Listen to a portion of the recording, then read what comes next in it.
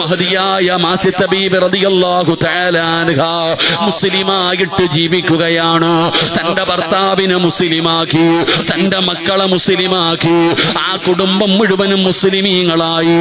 പടച്ചവനെ ആരും അറിയാതെ കൊട്ടാരത്തിന്റെ അകത്ത് ജീവിക്കുകയാണ്. ഒരു ദിവസമുണ്ടല്ലോ ഫിറഔനിന്റെ പൊന്നുമകളുടെ മുടി ചീകാൻ അവിടെ നിന്നൊരു പുതിയ ചീപ്പെടുക്കുമ്പോ ചീപ്പങ്ങ് താഴെ വീഴുകയാണ്. മാഷിത്ത പറഞ്ഞു അല്ലാ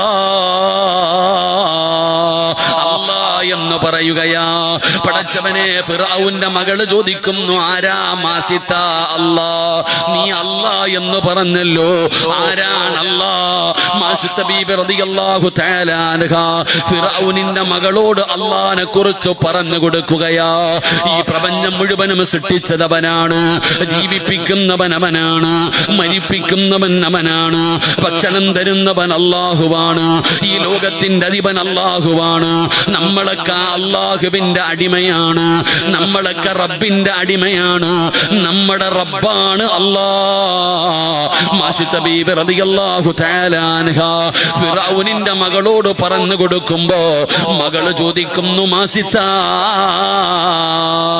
എന്റെ വാപ്പയല്ലേ റബ്ബ്? ഈ ലോകത്തിന്റെ അധിപൻ എന്റെ വാപ്പയല്ലേ? എന്റെ വാപ്പയല്ലാതെ വേറൊരു റബ്ബുണ്ടോ? മാസിത്ത പറയുന്നു, നിന്റെ വാപ്പ അടിമയാ മോള്. നിന്റെ വാപ്പാനെ പടച്ച റബ്ബിന്റെ പേരാണ് അല്ലാഹ്. അങ്ങനെ മാസിത്ത ബീബി റളിയല്ലാഹു തആല അൻഹ ഫിറഔൻ